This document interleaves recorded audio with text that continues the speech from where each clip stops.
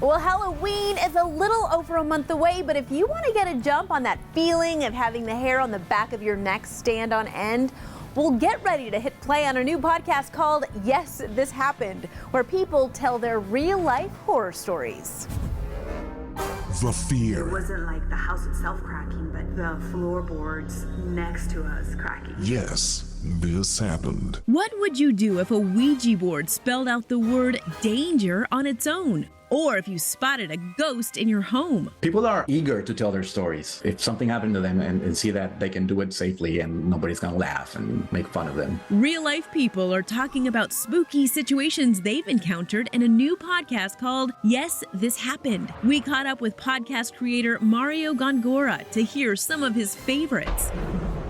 First up, a woman's frightening experience with a Ouija board. She started playing with a Ouija board when she was a teenager with some friends, and then things started to happen to her in her house. As I kind of woke up, I started hearing my door being pulled, kind of like as if someone was trying to open a door that was locked.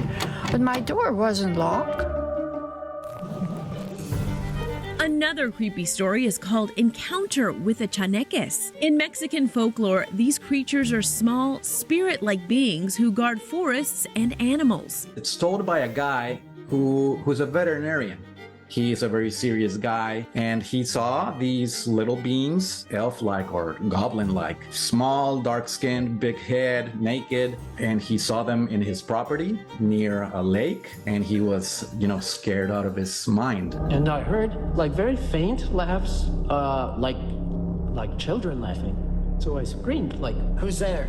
And there was a total, very heavy silence after that.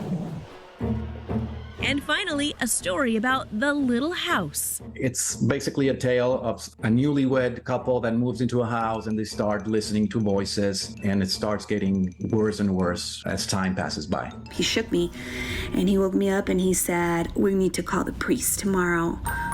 And I'm like, "Wait, what happened? What happened?" And he said, "I heard a very angry sigh coming from the specific corner of the house, which was typically very dark because it wouldn't get any natural light."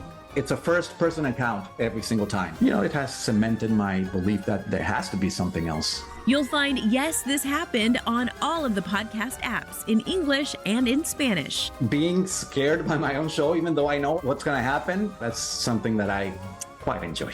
A new horror story podcast to spook you this Halloween.